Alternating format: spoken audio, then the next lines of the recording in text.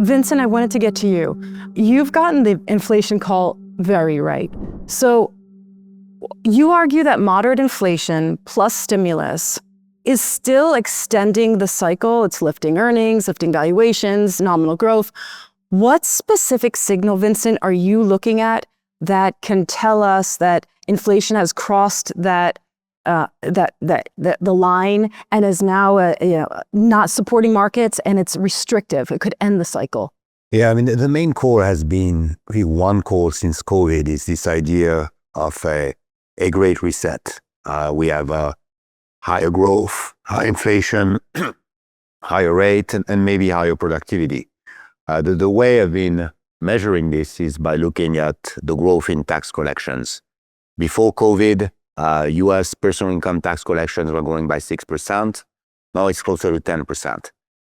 Now, I don't really know why that is. I don't think any economist can, at least at the time, say, is it growth? Is it productivity? Is it deficits? Is it the fact that we have a huge asset bubble?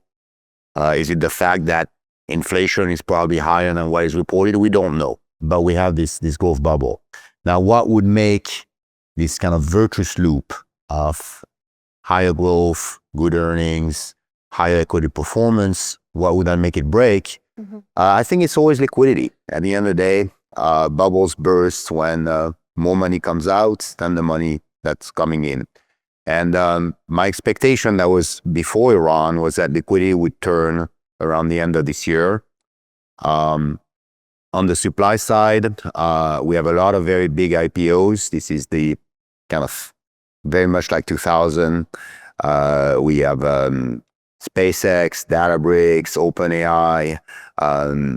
The private money is trying to get out and it's trying to go to the public market. So that's the supply side. And on the demand for capital, we have really two things that have made the US stock market exceptional for the past 15 years. One was the rise of target date funds. We've essentially automated our retirement system. Every month, 7% of our paycheck, with maybe 3% of that from StoneX, goes into a Vanguard fund. And that Vanguard fund buys, regardless of valuation, regardless of Fed policy, regardless of earnings.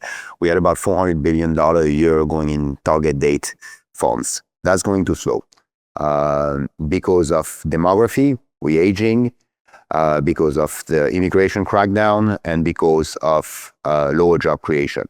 So we used to have 15% growth in target date fund contribution. That's going to slow to 5%. That's the first force. The second force is foreigners. The US attracted about $2 trillion in foreign capital into its equity market.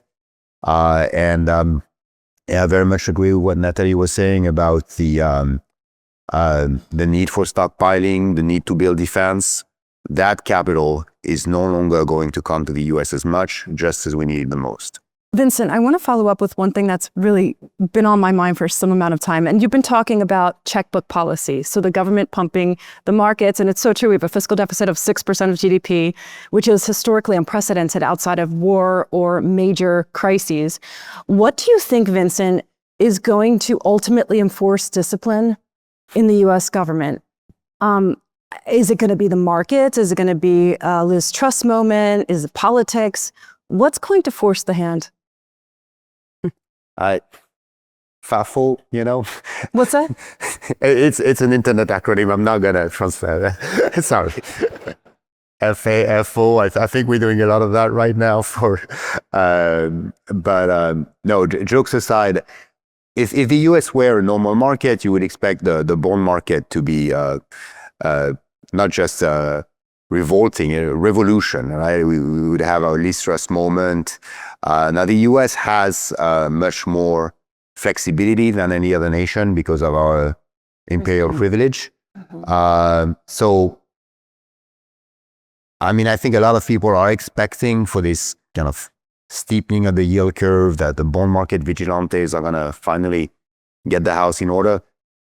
I would think probably it's going to be more on the currency side. The fact that we can probably save the bond market all the currency, but not both at the same time, right? And that's exactly what we've seen in the past couple of years. Last year, that U.S. long-term yields went down, so bonds rallied, the dollar went down. The year before, it was the opposite. And I'm going back to this idea of foreign investors.